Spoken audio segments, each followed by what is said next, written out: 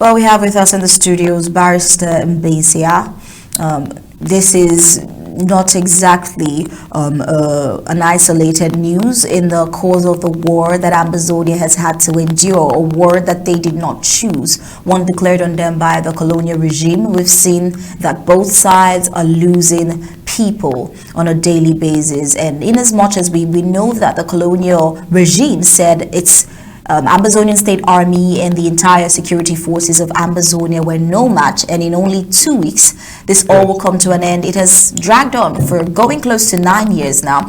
I'm sure that has left them to understand that they had underestimated the will and the determination of the peoples fighting for something that is rightfully theirs. With regards to the continuous loss of lives, we'd like to get your thoughts on the ongoing war in Ambazonia. Well, if it's talking about loss of life, it has become a ritual. People are dying every day, mostly Ambazonians, killed by the people for no good reason. But back to what it is.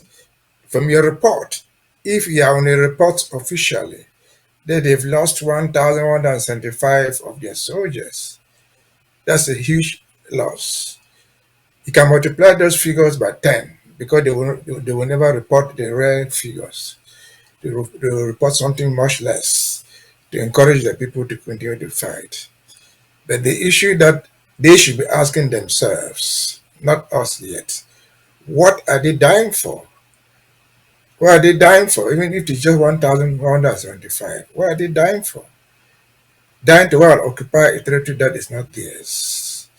Dying to steal from people that own something that does not belong to them. But even if it is theft they wanted to encourage, what are they dying for?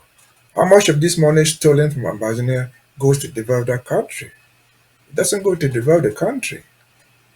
The bulk of the money that they steal from Ambazonia through this war is also stolen from them into foreign banks, into private accounts.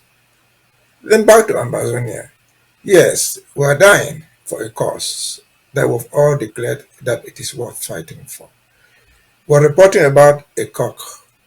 If those figures, if that information is correct, it is a stark reminder to everybody, including our sympathizers and our opponents, that this war is not what they thought about.